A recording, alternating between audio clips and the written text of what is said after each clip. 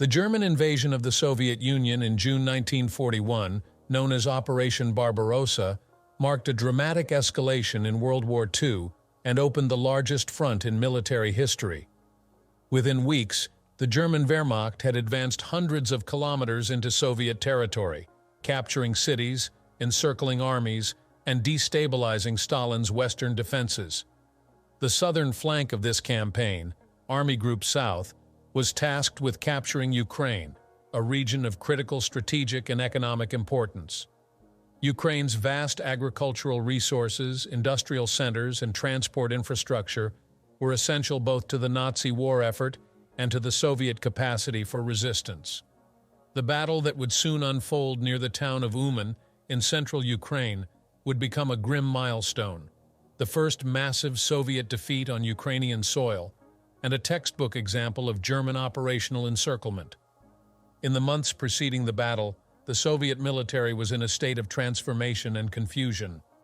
The purges of the Red Army's officer corps during the late 1930s had decimated its leadership. Hundreds of experienced commanders had been executed or imprisoned on charges of treason, leaving their replacements undertrained, inexperienced, or politically appointed. The Soviet General Staff was undergoing reforms, but these had not been completed by the time of the German invasion. As a result, coordination among the Soviet fronts, especially the Southwestern Front, responsible for much of Ukraine, was weak, often marred by unclear orders, overlapping jurisdictions, and rigid central control from Moscow.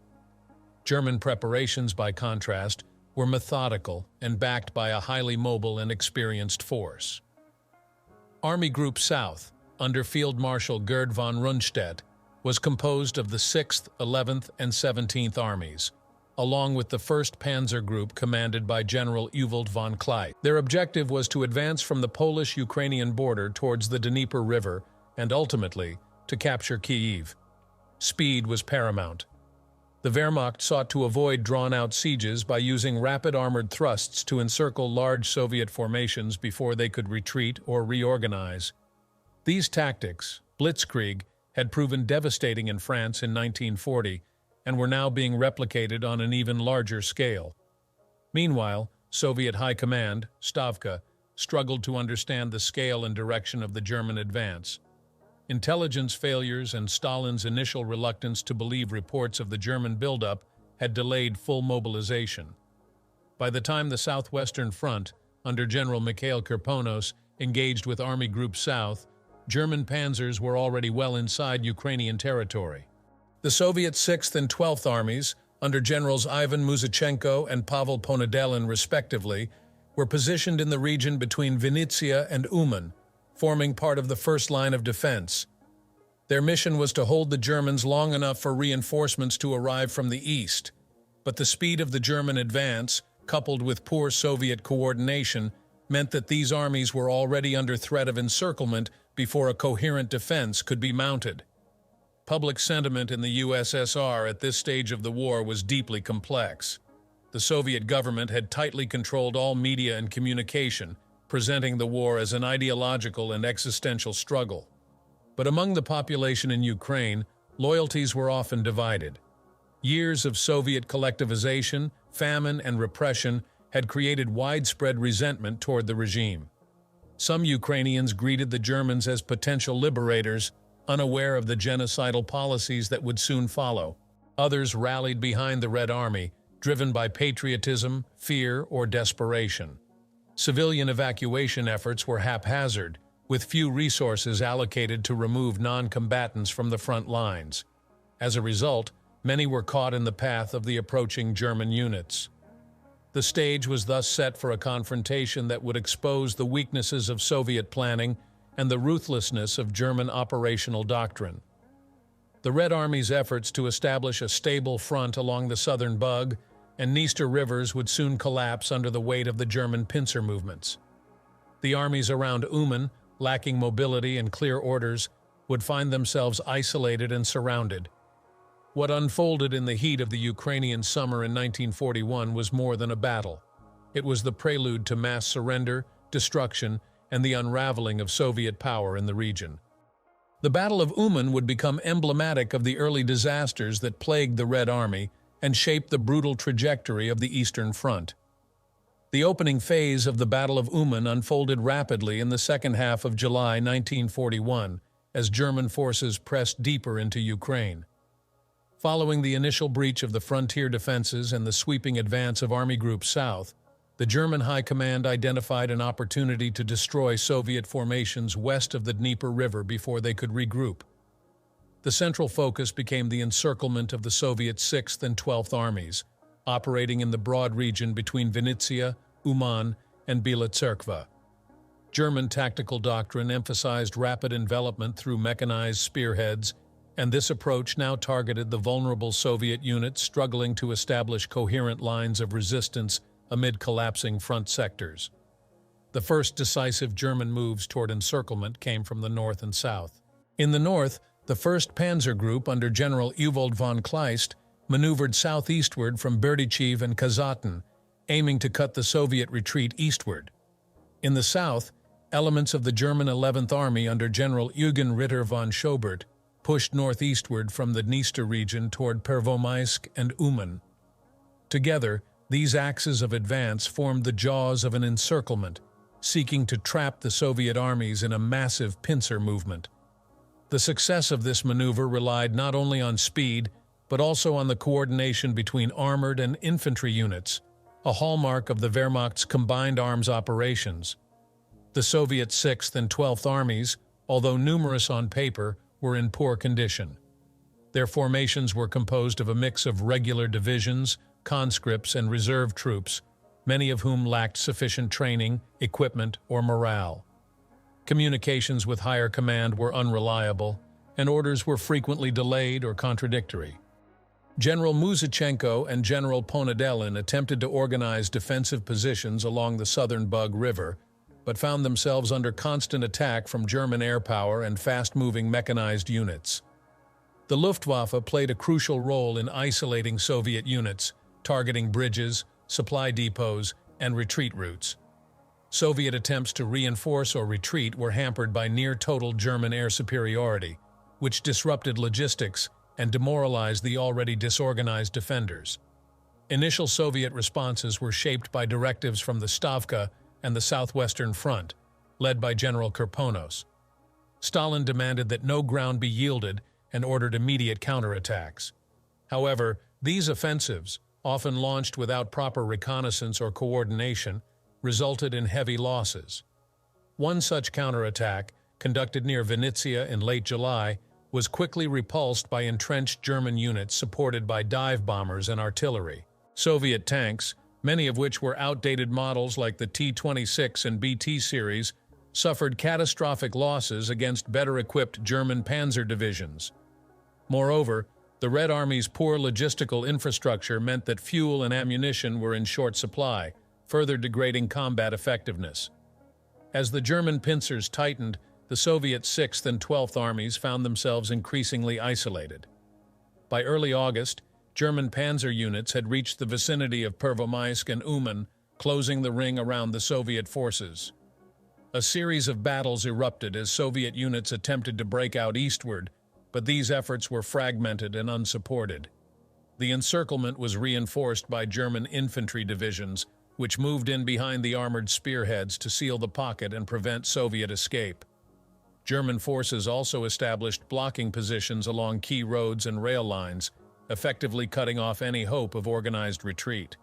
Inside the pocket, Soviet troops faced worsening conditions. Supplies of food, water, and ammunition dwindled rapidly. Wounded soldiers received little medical care, and command structures broke down under the pressure of constant bombardment and maneuver. Morale plummeted as it became clear that escape was unlikely and that reinforcements were not forthcoming. Desperation set in, and isolated Soviet units began surrendering in large numbers. German intelligence reported growing numbers of prisoners, and aerial reconnaissance confirmed the destruction of Soviet columns attempting to flee under cover of darkness. Despite these dire circumstances, elements of the Soviet command still tried to organize resistance. Muzichenko and Ponedelin issued orders to regroup and mount a breakout toward the east. These efforts, however, were undermined by terrain, exhaustion, and the lack of centralized control. German forces exploited this disarray, using mobile artillery and encirclement tactics to divide and destroy Soviet formations piecemeal. By August 6th, the encirclement was effectively complete, and the destruction of the trapped Soviet armies was well underway. The German High Command celebrated the Uman encirclement as a major operational success. The efficiency and speed with which the Soviet forces had been surrounded reinforced German confidence in their strategy and contributed to the belief that the Soviet Union might collapse within months. For the Red Army, however, the opening phase of the Battle of Uman revealed deep flaws in military preparedness, communication, and command.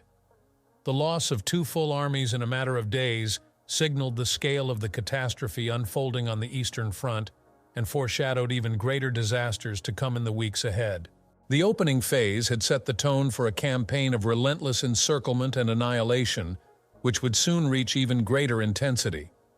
The strategic goals that shaped the Battle of Uman reflected the broader ambitions of the German campaign in the East and the Soviet efforts to maintain control of Ukraine. For the Wehrmacht, Army Group South had been tasked with advancing deep into Soviet territory, capturing key cities such as Kyiv, and securing the vast agricultural and industrial resources of Ukraine. The rapid envelopment of Soviet field armies was a crucial part of this strategy.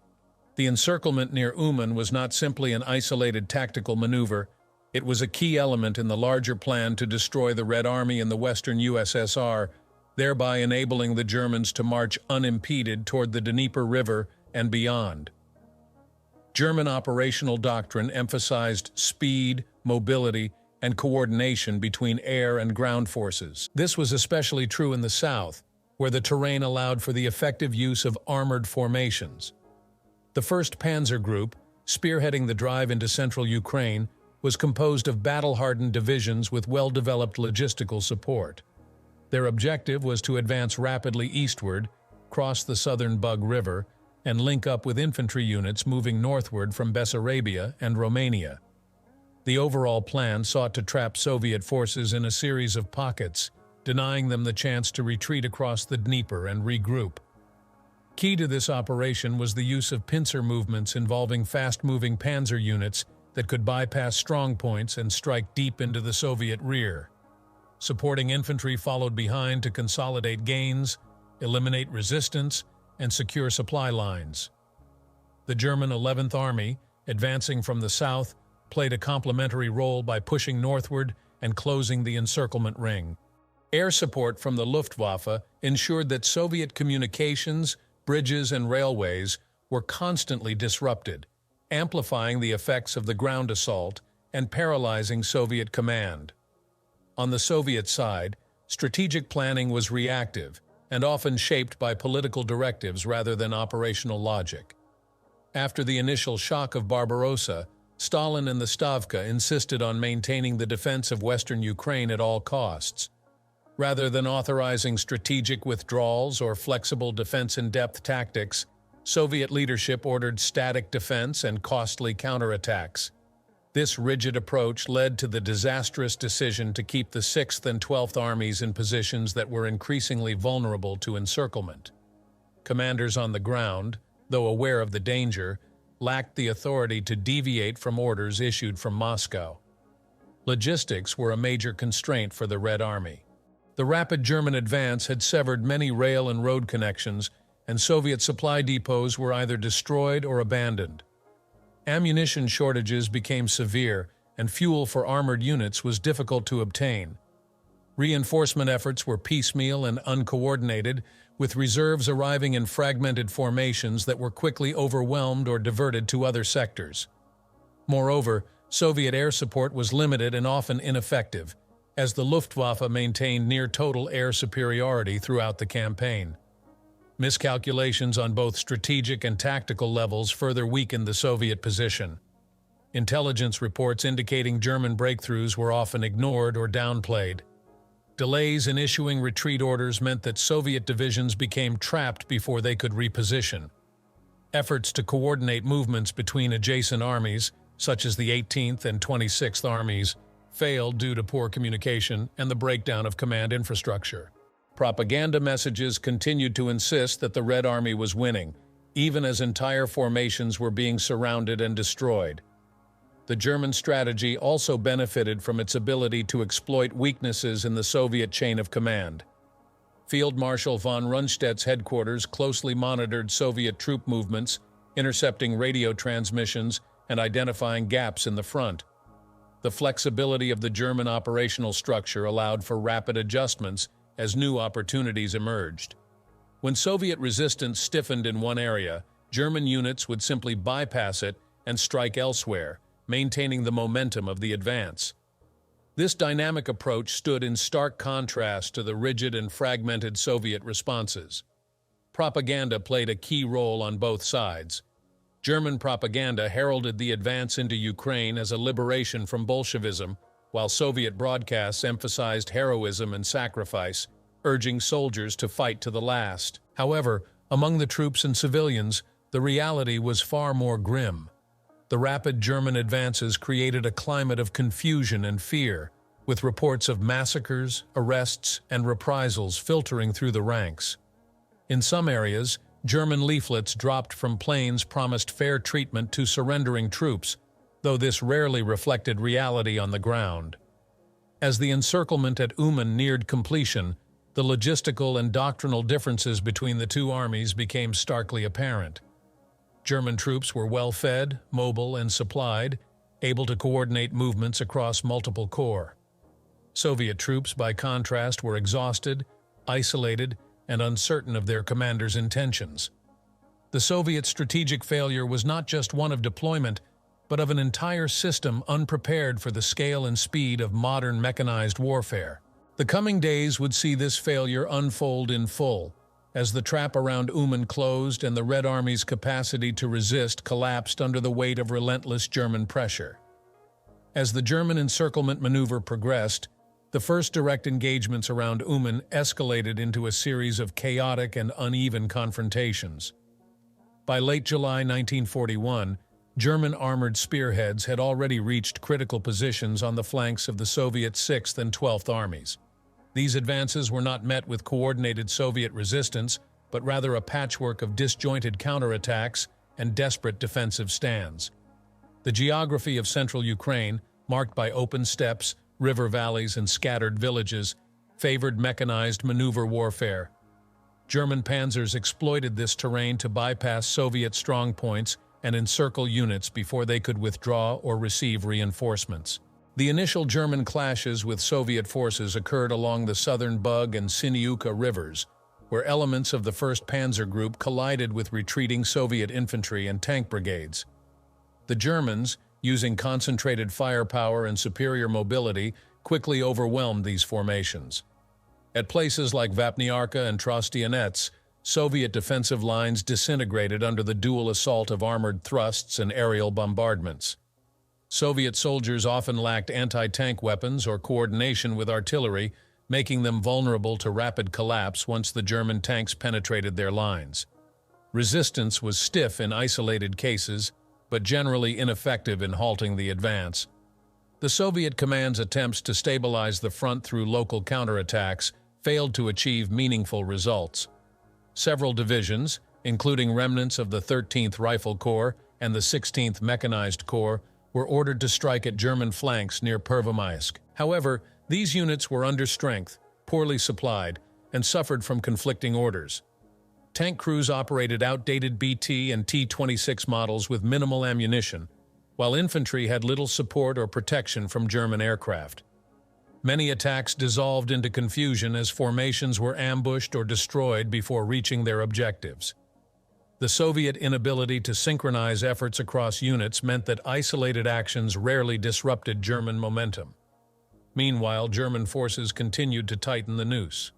By early August, they had established blocking positions on all major escape routes eastward.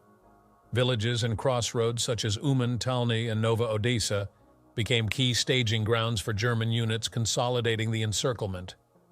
Soviet attempts to withdraw via forested areas and side roads were met with ambushes and coordinated fire. Retreating columns were subjected to relentless airstrikes by Stuka dive bombers, which inflicted heavy casualties and destroyed supply wagons, fuel trucks, and artillery pieces. The Luftwaffe's dominance over the skies rendered Soviet movements visible and predictable, further reducing any chance of regrouping. Inside the shrinking pocket, the Red Army's situation deteriorated rapidly. Command structures broke down as communication lines were severed. Soviet radio operators were either killed or operating on outdated frequencies, rendering coordination between units nearly impossible. Supplies of food and medical aid were virtually non-existent, and soldiers began suffering from dehydration, hunger, and untreated wounds. Commanders attempted to maintain order, but desertions increased, and morale declined sharply. Reports began emerging of units dissolving under pressure, with soldiers discarding equipment and uniforms in attempts to flee the battlefield or blend in with civilians. The civilian population, too, faced the horrors of war. Villages caught between retreating Soviet forces and advancing Germans were often bombarded, looted, or burned. Civilians attempting to flee with the army were blocked on roads already clogged with military vehicles and wounded soldiers. Refugee columns were targeted indiscriminately by German aircraft, and many perished in the open. Others were detained or summarily executed under suspicion of aiding Soviet forces. Entire towns fell silent as residents were displaced, arrested, or killed. The chaos engulfing central Ukraine was as much a humanitarian disaster as a military collapse. Despite the grim outlook, several Soviet units made courageous but doomed efforts to resist. In particular, small groups around the town of Uman managed to hold defensive positions for several days, inflicting limited casualties on German forces. These rearguard actions, while tactically insignificant, demonstrated the resilience of Soviet soldiers even in hopeless conditions. Nevertheless, without support, such stands only delayed the inevitable. German armored units simply bypassed resistance and continued toward strategic junctions, leaving infantry to eliminate the remaining defenders. The cumulative effect of these early engagements was the total disruption of Soviet operational cohesion in the region. Efforts to establish a unified front or coordinate a breakout collapsed under logistical impossibilities and unrelenting German pressure. The Wehrmacht's success in isolating and dismantling Soviet formations piece by piece confirmed the effectiveness of its mobile warfare doctrine. By the second week of August, the Soviet 6th and 12th Armies were no longer functional fighting forces, but scattered remnants trapped in a rapidly shrinking perimeter. The first engagements of the Battle of Uman had transitioned into a full-scale rout, with German forces preparing for the final destruction of the pocket. As the battle intensified through the first weeks of August 1941, the encirclement around Uman became a crucible of desperation, exhaustion, and slaughter. The German pincers had closed completely by August 3rd, leaving tens of thousands of Soviet troops trapped within a tightening perimeter.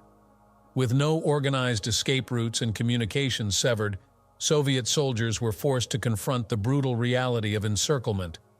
The terrain, rolling steppes interspersed with ravines, sparse woods, and narrow riverbeds, offered little concealment. Constant German aerial reconnaissance and artillery barrages denied the Soviets the opportunity to regroup or reinforce. Under these conditions, the crisis escalated into a catastrophic breakdown of military order and human endurance. In the days following the completion of the encirclement, the Wehrmacht concentrated its efforts on compressing and neutralizing the Soviet pocket. Infantry divisions reinforced the positions secured by panzer formations and began systematic clearance operations.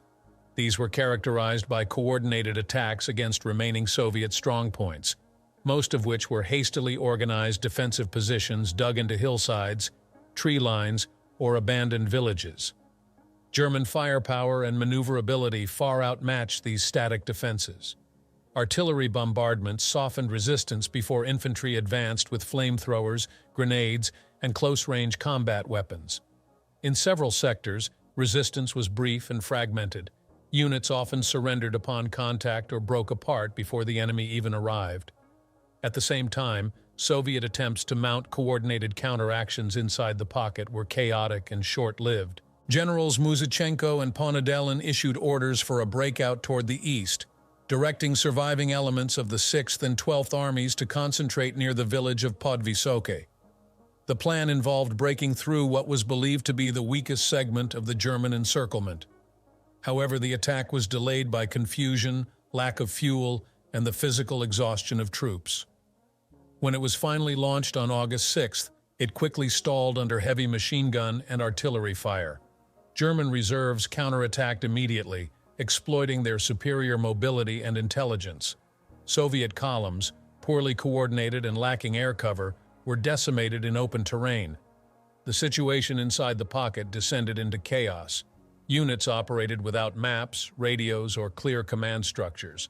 Officers lost contact with headquarters, and entire battalions wandered directionless, desperately seeking supply caches or water sources. Deserters and stragglers began appearing in larger numbers, abandoning weapons or disguising themselves as civilians.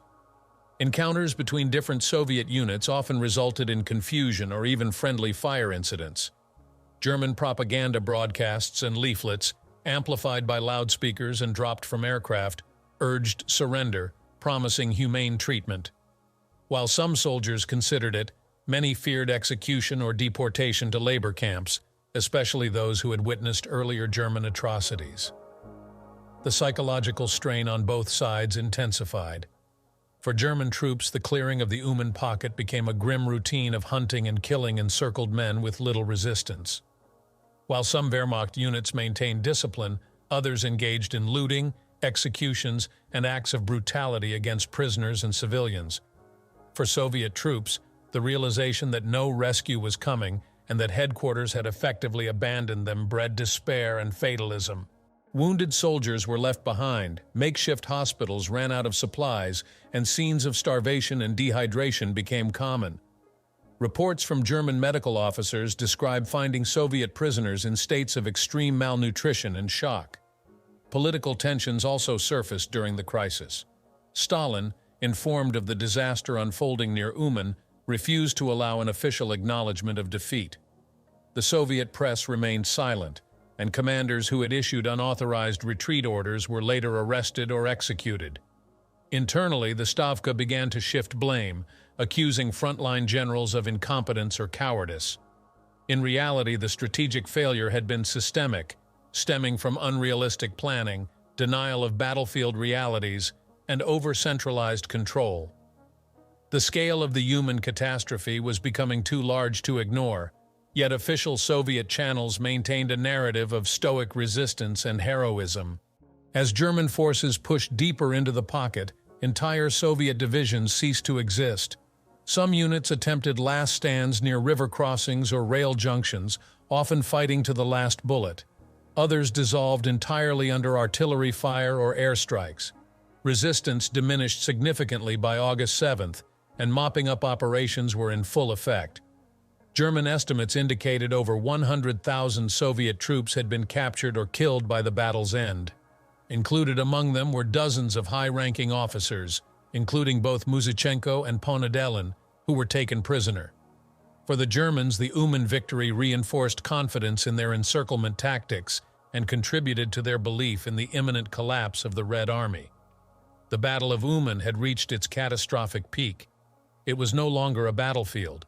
It had become a graveyard. The collapse of organized Soviet resistance and the total disintegration of two field armies not only marked a severe tactical defeat, but also exposed the structural vulnerabilities of the Soviet war machine in the early months of the German invasion. The Red Army, humiliated and decimated in central Ukraine, would now have to contend with the psychological and strategic consequences of this defeat as the German advance pressed further east toward the Dnieper and Kyiv.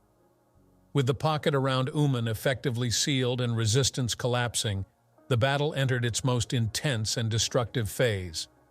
The peak of the campaign saw German forces executing a final series of coordinated operations aimed at eliminating all remaining Soviet combatants in the encircled zone. Between August 7th and 10, 1941, a brutal concentration of firepower was unleashed on isolated Soviet strongpoints, fragmented battalions, and scattered columns attempting to regroup.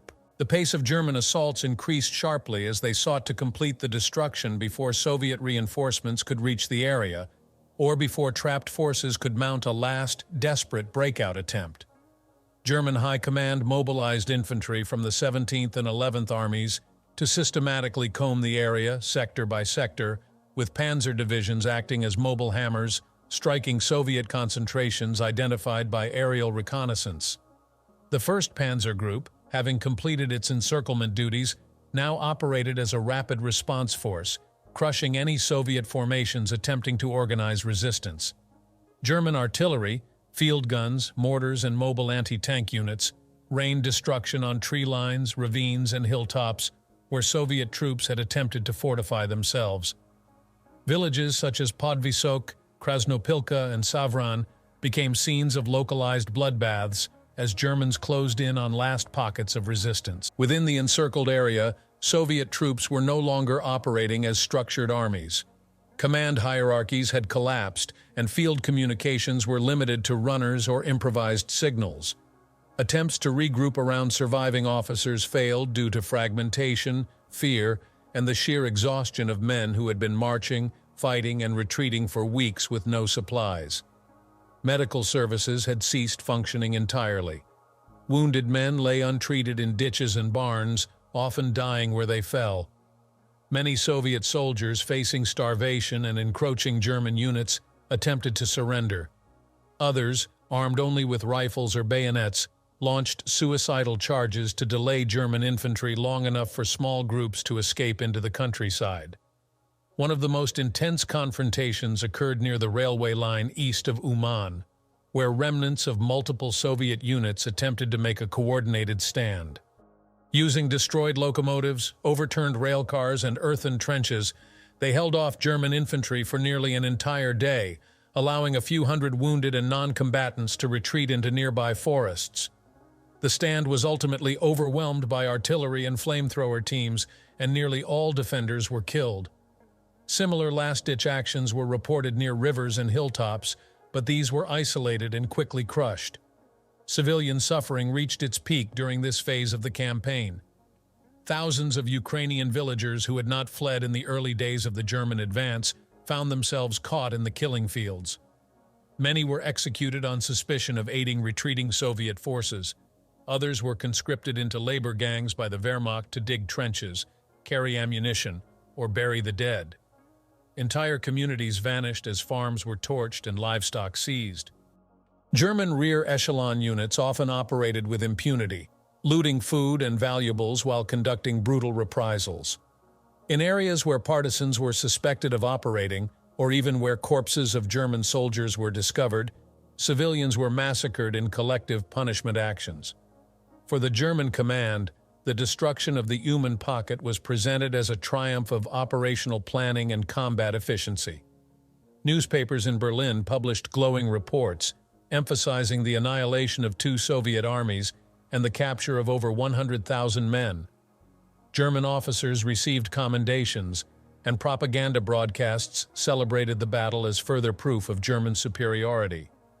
Yet within the Wehrmacht, some soldiers privately expressed horror at the scale of devastation.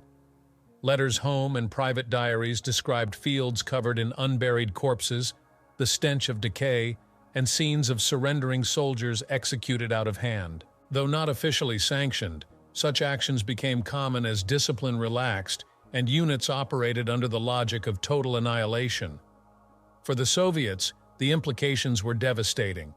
Not only had the Red Army lost a massive number of troops and material, but the entire central Ukrainian front had collapsed. German forces now had an open path to the Dnieper River and Kyiv. Morale among surviving Soviet units in adjacent sectors plummeted. Soldiers who heard about the fate of Uman began to question the orders of their commanders and the promises of their political officers. Reports of mass surrender, initially dismissed as enemy propaganda, were now confirmed by fleeing stragglers and intercepted radio messages. The psychological impact of Uman echoed far beyond the battlefield. The destruction also disrupted Stalin's strategic timeline. Believing that a series of strong defensive belts could hold the Germans west of the Dnieper until winter, the Soviet High Command had not prepared for such a deep penetration this early. Uman shattered those expectations. In response, Frantic efforts were made to reinforce Kyiv and form new reserve armies, but the Soviet ability to mobilize and train large numbers of replacements had not yet recovered from the earlier purges and losses. Entire corps had to be raised from scratch, with minimal equipment and barely trained conscripts. By the time the final shots were fired near Uman on August 10th, the area had been transformed into a landscape of ruin. Burned-out tanks and transport vehicles littered the roads. Trenches filled with bodies crisscrossed the fields. Forests were scorched by artillery fire, and villages stood silent and abandoned. The Germans held the field, victorious and unchallenged, while the Soviets counted their dead and prisoners in silence, forbidden even to speak the name of the disaster in public. The peak of the Battle of Uman had ended not with a climactic clash, but with the systematic destruction of a trapped and broken army. The war in Ukraine was just beginning, but for the Red Army, this first catastrophe would cast a long shadow. In the aftermath of the Uman encirclement, Soviet efforts to adapt and resist emerged under extreme pressure and with limited resources. Despite the overwhelming defeat, the Red Army did not collapse entirely in southern Ukraine. Elements of nearby Soviet formations, especially the 18th Army and 26th Army to the east, were forced to respond quickly, both to plug the widening front left by the destruction of the 6th and 12th Armies and to prepare for further German advances. However, resistance at this stage was reactive, fragmented, and largely improvised, with few coordinated countermeasures able to match the speed or effectiveness of the German offensive. What remained of Soviet command in the region undertook immediate efforts to reorganize defense lines along the Dnieper River. Makeshift units were raised from NKVD personnel, rear echelon troops, and surviving fragments of destroyed divisions. New conscripts were hurriedly mobilized from the central and eastern Ukrainian regions. Yet these forces faced severe logistical constraints. Supply lines were overstretched or severed, and the industrial base in Ukraine was being evacuated eastward, reducing the availability of ammunition, uniforms, and food. Railways clogged with refugees and retreating military columns made troop movements slow and chaotic. Partisan activity also began to increase in territories occupied during and after the Uman operation. Though still embryonic in 1941, small groups of Soviet loyalists, often made up of local Communist Party members, military stragglers, and workers, formed resistance cells in forested and rural areas. These groups conducted sabotage missions, cut communication lines, and ambushed German patrols. While limited in scope and impact during this early phase, their presence began to disrupt German control of rear areas and complicated Wehrmacht supply operations. The German response was often brutal and indiscriminate, involving mass arrests, hostage-taking, and village-level reprisals that further inflamed local resentment. In the military sphere, Soviet commanders began learning from their catastrophic losses. Acknowledging the failure of rigid defense lines and poorly coordinated counterattacks, the Red Army General Staff began implementing lessons from Uman and similar defeats. Greater emphasis was placed on mobile defense, camouflage, and the dispersal of formations to avoid easy encirclement. Tactical doctrines began to shift, slowly, from politically driven offensives to more flexible and localized resistance. Commanders were also given slightly more autonomy, though Stalin's grip on strategic decision-making remained tight and unforgiving. One of the few areas of successful adaptation was Soviet artillery deployment. In the weeks following Uman, field commanders began concentrating remaining artillery assets in key sectors, using them to blunt German armored spearheads. Mines and anti-tank obstacles were laid in depth across anticipated avenues of advance. While these measures were not enough to halt the German tide, they began to slow it down. Isolated pockets of effective resistance, such as along the Dnieper crossings near Cherkasy, inflicted noticeable casualties and forced temporary tactical detours by German units. On the German side, the rapid pace of advance began to create its own challenges. Lines of communication were extended hundreds of kilometers from railheads in Poland and Romania. Fuel shortages started to appear, particularly among panzer divisions operating far ahead of infantry support. German logistics officers had underestimated the scale of terrain, the condition of Soviet roads, and the sheer distance between captured depots. Additionally, partisan attacks and scorched earth tactics left many towns devoid of usable infrastructure. While still advancing, German units began facing increased mechanical failures, shortages of spare parts, and overstretched supply columns vulnerable to ambush. Morale among German soldiers remained high after Uman, bolstered by another clear victory. However, many began to notice the harshness of the campaign, the resilience of Soviet defenders, the size of the territory still ahead, and the intensity of local resistance. Letters from the front described the landscape as endless, the Soviet will to resist as fanatical, and the supply problems as worrying. The belief in a quick victory over the USSR began to erode slightly, though official propaganda maintained the image of unstoppable progress. Among the civilian population, adaptation meant survival. Ukrainian villagers found themselves under a brutal occupation regime. In areas once controlled by the Soviets, political purges were swiftly reversed by German authorities, who arrested or executed former party officials. Some local populations initially welcomed the Germans, hoping for liberation from Stalinist repression. But these hopes quickly faded as the occupiers imposed forced labor, food requisitions, and collective punishments.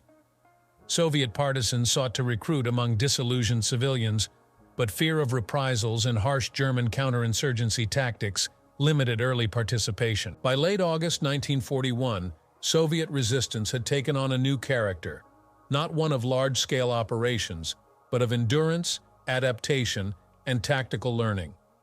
The loss at Uman had demonstrated the catastrophic consequences of outdated doctrine, poor logistics, and inflexible command.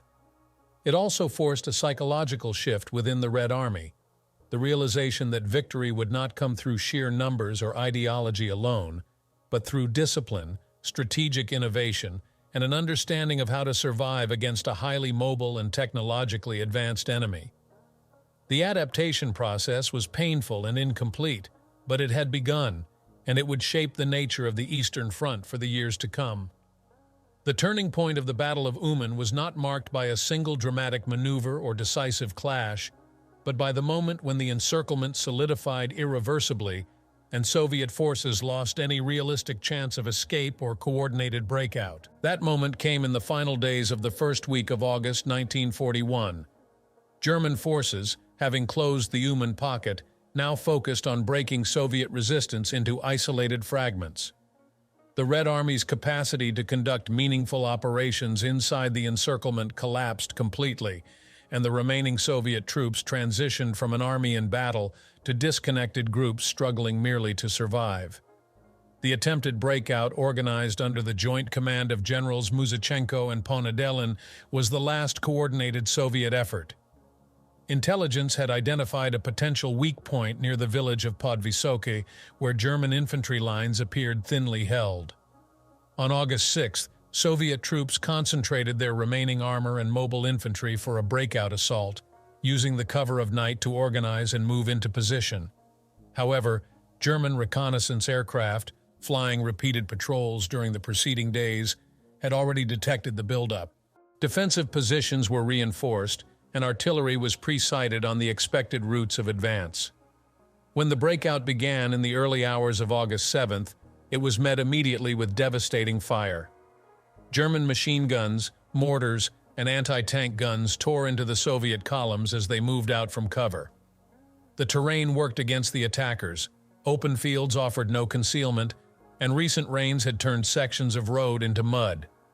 Soviet tanks became bogged down or destroyed in minutes, and infantry, lacking artillery support, were forced to ground by withering fire.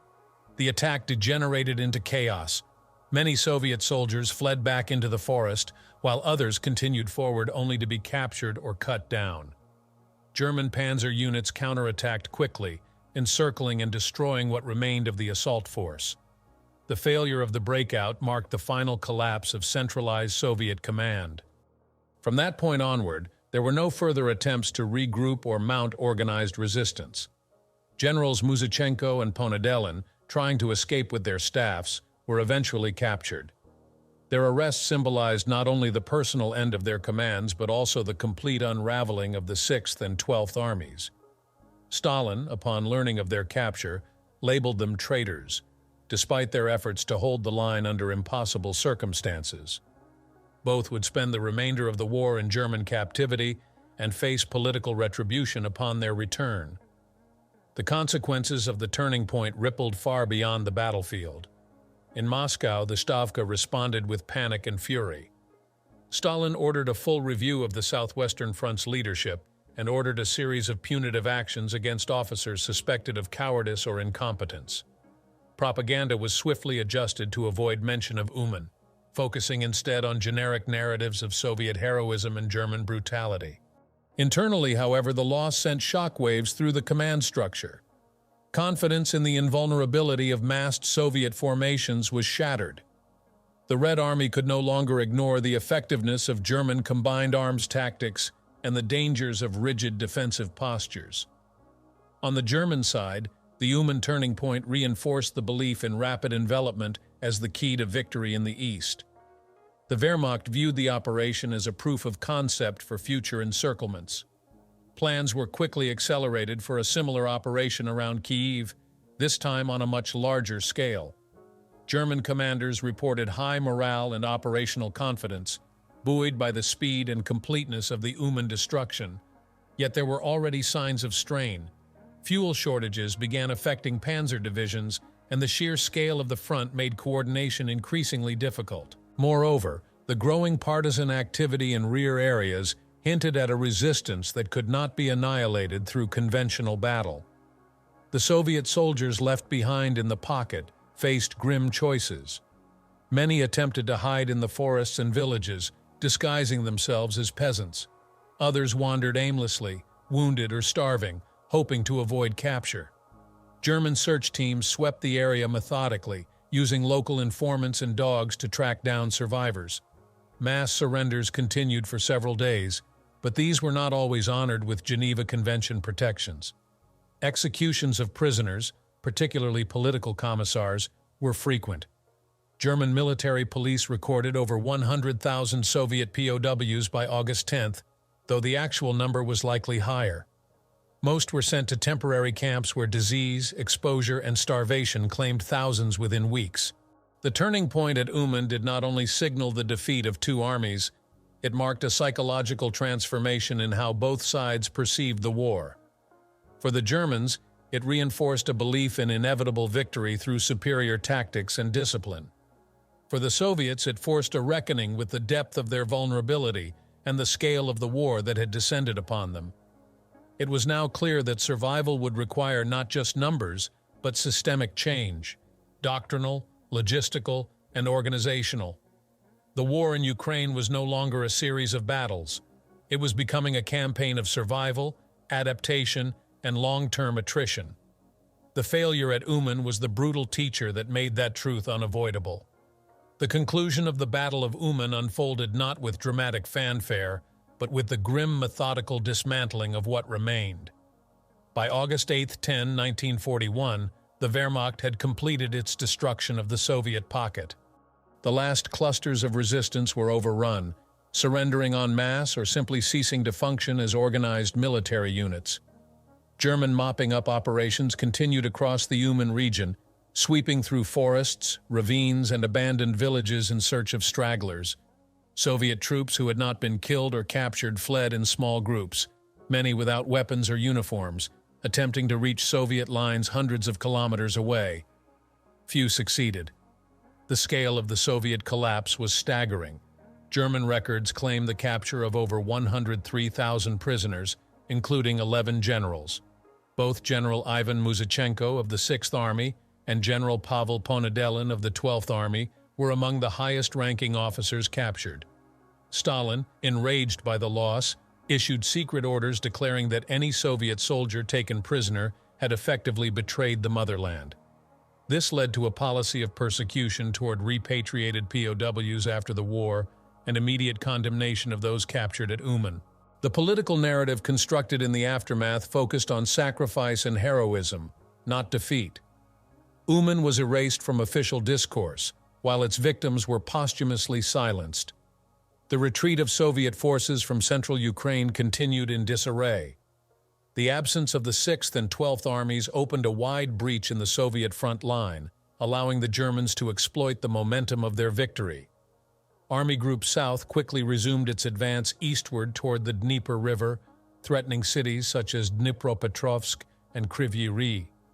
The Southwestern Front scrambled to deploy reserves and re-establish defensive lines, but the losses at Uman had left both manpower and morale in short supply. The 18th and 26th Armies, positioned farther east, were ordered to hold the Dnieper crossings, but lacked the strength to mount a meaningful defense. Soviet civilians caught in the aftermath faced a harrowing new reality. The advancing Wehrmacht imposed harsh occupational policies. Villages once under Soviet control were subjected to searches, forced labor, and purges. Suspected collaborators, partisans, or even witnesses to the battle were executed or deported. Fields were strewn with unburied dead, and the destruction of transport infrastructure, bridges, railways, and depots meant that humanitarian relief was non-existent. Disease spread rapidly among both civilians and prisoners.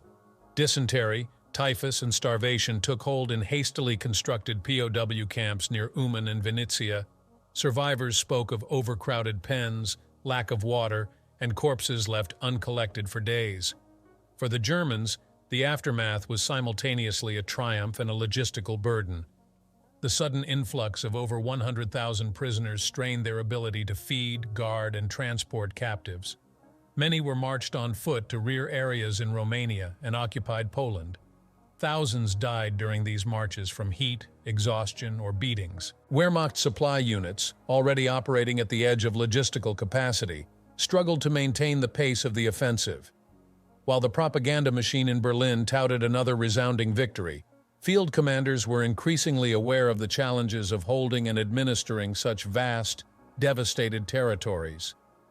The psychological toll on the Soviet side deepened in the days following the defeat. Survivors from adjacent formations who witnessed the destruction at Uman carried with them stories of betrayal, abandonment, and annihilation. Trust in Central Command eroded. Junior officers, disillusioned by their inability to protect their men, became more cautious and pragmatic in subsequent battles. Some commanders began improvising defenses rather than waiting for impossible orders from above. At the same time, the Soviet political apparatus intensified repression, cracking down on perceived defeatism and ordering NKVD detachments to shoot deserters and suspected spies. At the front, German commanders pressed eastward, but cracks in their momentum began to emerge. The deeper their penetration into Soviet territory, the more they encountered resistance, not just from soldiers, but from geography, partisans, and the sheer logistical demands of advancing over hundreds of kilometers. Roads deteriorated, fuel became harder to deliver, and supply lines grew vulnerable. Though the Battle of Uman had been a stunning operational success, it provided no final solution to the challenge of defeating the USSR. Rather, it pushed the conflict into new terrain, where German advantages would slowly erode over time. In the immediate aftermath, the Soviets responded with a mix of denial and reform. Official bulletins omitted any mention of Uman, focusing instead on tactical regrouping and highlighting rare successes in other sectors. However, behind the scenes, lessons were being digested. New defensive doctrines were circulated. Frontline units were instructed to operate in smaller, more flexible formations to avoid large encirclements. Survivors from Uman were interrogated and, in some cases, executed. Others were quietly reassigned or imprisoned. The state sought to erase the catastrophe while learning from its mechanics. The Red Army, though bloodied, was beginning to change. And though the Uman pocket had closed, the wider war was only entering its most ferocious phase. The Battle of Uman, though overshadowed in later histories by larger and more decisive engagements, holds a critical place in the chronology of World War II on the Eastern Front. It was the first major encirclement and annihilation of Soviet forces within Ukraine, a grim prelude to the horrors that would later unfold at Kyiv, Kharkiv, and Stalingrad. It exposed the fundamental weaknesses of the Red Army in the summer of 1941: command paralysis, inadequate logistics, uncoordinated counterattacks, and an over-reliance on inflexible doctrine. At the same time, it demonstrated the ruthless effectiveness of German operational art at the height of its strength. For both sides, Uman was more than a battlefield. It was a moment of transformation. For the Wehrmacht, the battle affirmed the viability of deep encirclement operations on Soviet soil. The success at Uman was held up as proof that the Soviet Union could be defeated through speed, surprise, and concentrated force. The propaganda value was immense. Images of captured generals and columns of ragged Soviet prisoners were used to reinforce the myth of German invincibility. Commanders like von Kleist and von Rundstedt earned praise for executing the maneuver with precision. The Wehrmacht began to believe in the inevitability of victory, an illusion that would shape German overreach in subsequent campaigns. Yet the triumph concealed emerging challenges. Uman marked one of the last moments in 1941 when German forces could operate with such fluidity. As the campaign progressed, resistance stiffened, logistical problems grew, and the Red Army began to adapt. The ability to execute clean encirclements would diminish. At Uman, the Germans faced a disorganized and rigid opponent. Future battles would not offer the same opportunities. Soviet forces, learning from their failures, began dispersing, digging in, and establishing defense in depth. The psychological advantage gained at Uman would erode as the war ground into a long and attritional struggle. For the Soviet Union, the legacy of Uman was painful and silenced. Official narratives avoided mention of the battle, while captured commanders like Ponedelin and Muzichenko were declared enemies. The treatment of returned POWs, accused of collaboration and treason, reflected the state's refusal to accept the scale of the disaster. And yet, in the shadows of repression, reforms began. Officers in the field realized that flexibility and initiative were necessary for survival. The Red Army slowly began to rebuild, not in grand declarations, but in the small tactical adaptations that would eventually bear fruit in the defense of Moscow and the counteroffensive of 1942. In Ukraine, the battle left a scarred landscape and a displaced population. Villages burned, harvests were disrupted, and tens of thousands of civilians were killed, arrested, or sent to forced labor. The destruction of entire Soviet formations allowed for the rapid imposition of German occupation policies, including forced requisitions, executions, and the early stages of the Holocaust. Ukrainian Jews in the wake of the Uman battle were subjected to systematic violence by SS units and auxiliary forces that followed the army's path. The region, once a battlefield, became part of the machinery of extermination and exploitation. Today, the Battle of Uman remains underrepresented in both Western and post-Soviet historiography. It is often folded into broader discussions of Operation Barbarossa or overshadowed by the more famous battles that followed. Yet it deserves focused attention not only for its scale, over 100,000 prisoners taken, 2 full Soviet armies destroyed, but for what it reveals about the early phase of the war in the East. It shows how the Wehrmacht could dismantle large enemy formations with operational precision, and how the Soviet system, under pressure, faltered catastrophically before slowly recovering. In military terms, Uman was a model operation for the Germans. In human terms, it was a tragedy, a mass slaughter of unprepared troops, a brutal occupation of civilians, and the annihilation of resistance before it could organize.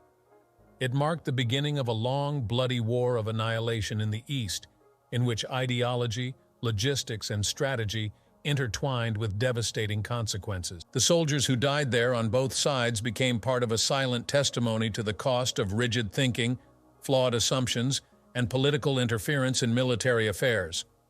As the Eastern Front expanded and consumed millions more lives, the lessons of Uman faded into the background. But for those who survived, and for historians tracing the evolution of total war, Uman remains a symbol of what happens when armies collapse, when commanders are paralyzed, and when modern war moves faster than the systems meant to control it. Its legacy lies not only in the wreckage left behind, but in the quiet transformations it provoked, the changes that would eventually allow the Soviet Union to endure and fight back.